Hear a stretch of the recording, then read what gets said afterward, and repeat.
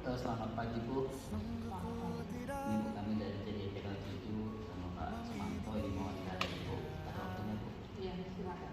Ini Bu wawancara saat ini kan tugas kami tentang pengambilan keputusan kepala sekolah Bu berbasis nilai kebajikan sebagai pemimpin.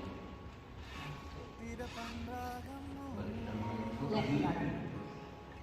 Oke, itu yang kita ditanyakan Bu ya. Kan jadi soal kami Bu ada 8 pertanyaan yang disampaikan kepada Ibu.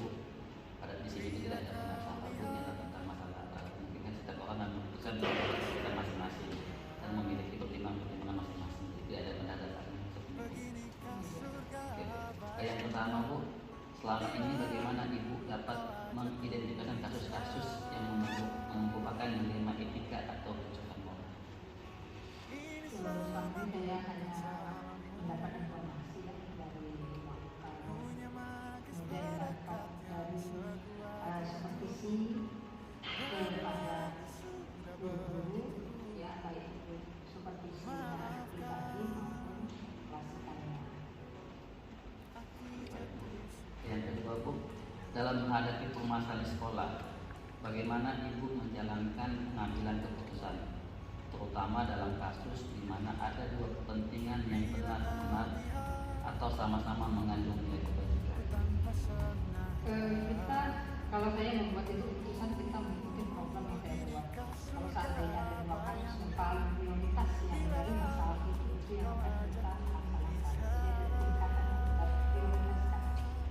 Masalah tetapi tetap diprioritaskan. Yang mana yang paling penting? Mana yang paling penting? Itu diputuskan Bu ya. Oke. Baik Bu, yang ketiga, kemudian hal apa saja yang selama ini Ibu anggap efektif dalam pengambilan keputusan pada kasus-kasus ini?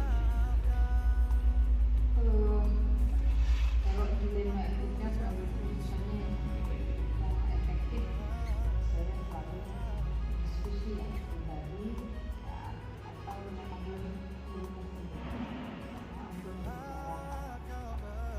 Kalau istilahnya di kucing ya, kucing.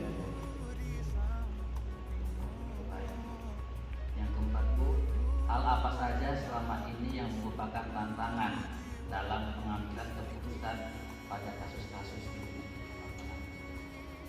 Tantangan yang terberat itu yang saya hadapi adalah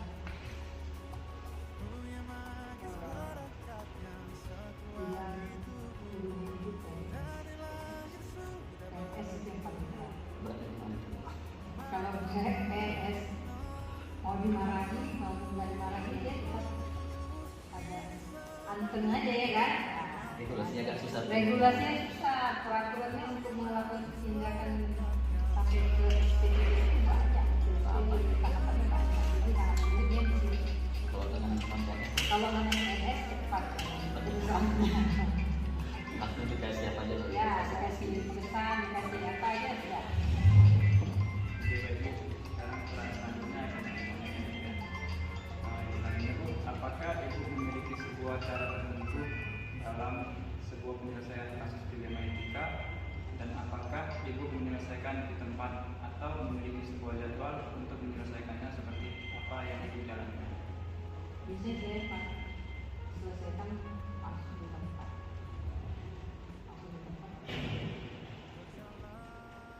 Kedua selanjutnya, adakah seseorang atau faktor-faktor apa yang selama ini mempermudah atau membantu Ibu dalam pengambilan keputusan dalam kasus-kasus dilema etika? Saya terima ada diskusi warta-warta untuk bagaimana menyelesaikan masalah. Jadi diskusi sama Diskusi dengan warta. Terus selanjutnya, dari semua hal yang telah disampaikan, pembelajaran apa yang dapat Ibu ambil dari pengalaman Ibu mengambil keputusan dilema etika? Harus melakukan istilahnya itu menimbang ya penularan terhadap masalah ini, pertama masalah itu. Yang kedua, saya harus melakukan apa ya, membuat matrikulasi atau sekilan matrikulasi pemetaan itu yang saya lakukan. Nah, yang terakhir Bu,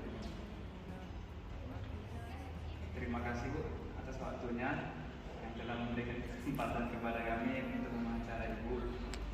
Semoga dengan wawancara yang dilakukan ini kami semakin memahami arti dan sikap untuk mengambil sebuah keputusan.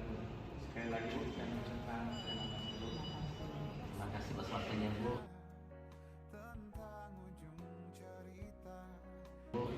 Selamat pagi Pak Lamhot Syotang. Pagi. Kami Pak dari CGP Angkatan 7, saya Chandra Sidoruk sama Saya Sumanto Syotang Pak. ingin mewawancarai Bapak tentang bagaimana selama ini Bapak sikap Bapak dalam mengambil keputusan di sekolah Pak. Apa boleh Pak? Boleh Pak. Oke, terima kasih Pak. Kita lanjut aja Pak ya. Baik Pak. Baik Pak. Yang pertama, selama ini bagaimana Bapak dapat mengidentifikasikan kasus-kasus yang merupakan dilema etika dan rujukan moral? Oke, dalam mengidentifikasi masalah di sekolah, saya melihat permasalahan itu terlebih dahulu. Contohnya, saya melihat apa saja dampak dari permasalahan tersebut. Apakah permasalahan tersebut berdampak ke satu pihak atau ke banyak pihak. Setelah itu, saya akan melihat apakah di dalam permasalahan di sekolah ada kaitannya dengan etika yang telah dipegang menjadi dilanggar guru atau siswa. Apakah moral yang berlaku di sekolah sudah tidak dipatuhi lagi? Iya Pak, dalam menghadapi permasalahan di sekolah, bagaimana Bapak menjalankan pengambilan keputusan, terutama dalam kasus di mana ada dua kepentingan yang benar atau sama-sama mengandung nilai kebajikan? Untuk mengambil keputusan di mana dua-duanya adalah dilema etika, kebijakan tadi yang sama-sama benar. Pertama, yang saya akan lakukan adalah merujuk pada peraturan yang sedang berjalan. Selanjutnya, saya akan melihat kepentingan yang ada untuk tidak melanggar peraturan yang ada. Iya baik Pak. Selanjutnya Pak, dalam mengambil langkah atau prosedur seperti apa yang biasa Bapak lakukan selama ini dalam pengambilan keputusan? Langkah atau prosedur yang saya lakukan pertama adalah mengambil keputusan untuk melihat peraturan yang ada atau aturan yang sesuai dengan perundang-undangan atau peraturan yang benar. Nah, apa yang harus diambil? Yang pertama, tidak ada melanggar peraturan, kemudian menjalin komunikasi yang baik dengan semua warga sekolah, serta tetap menjalin hubungan yang baik dengan para wakil, menyelesaikan permasalahan dengan kekeluargaan. Kemudian dilakukan selanjutnya harus mengevaluasi dengan pendekatan secara baik. Baik Pak. Kemudian hal apa yang selama ini Bapak anggap efektif dalam pengambilan keputusan pada kasus-kasus dilema etika? Di dalam mengambil keputusan secara efektif, yang harus saya lakukan selama ini adalah komunikasi dan kolaborasi yang baik dengan rekan guru yang berkaitan dengan masalah. Selanjutnya, hal-hal apa saja yang selama ini merupakan tantangan dalam pengambilan keputusan pada kasus-kasus dilema etika?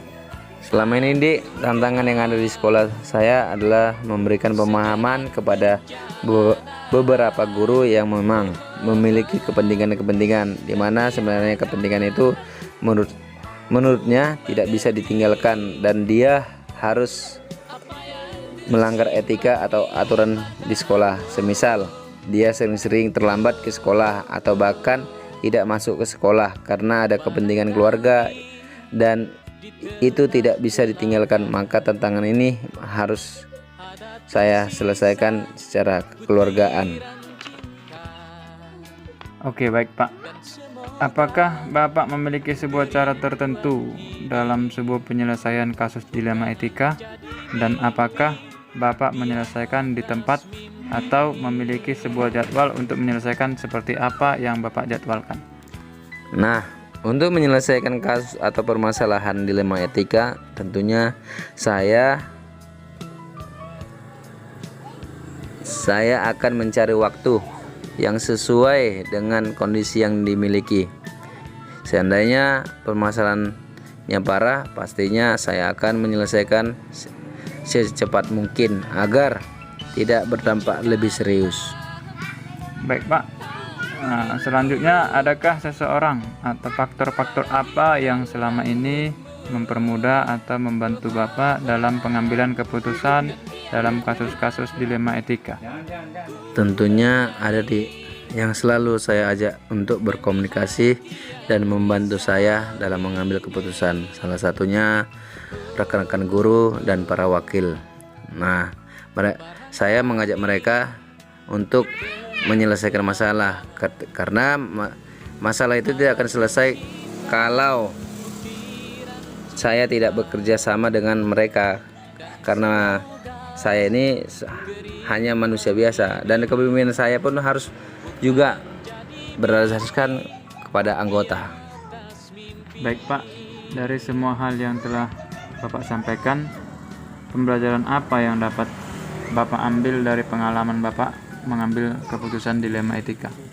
Oke, pembelajaran yang saya dapat tentunya banyak sekali. Contohnya ketika saya memberikan pendapat, pasti semua itu pasti ada pro dan kontra, ada yang setuju dan ada yang tidak setuju terhadap apa yang saya berikan keputusan dalam penyelesaian masalah. Tetapi walaupun demikian, kita harus berpihak kepada murid, karena murid itu adalah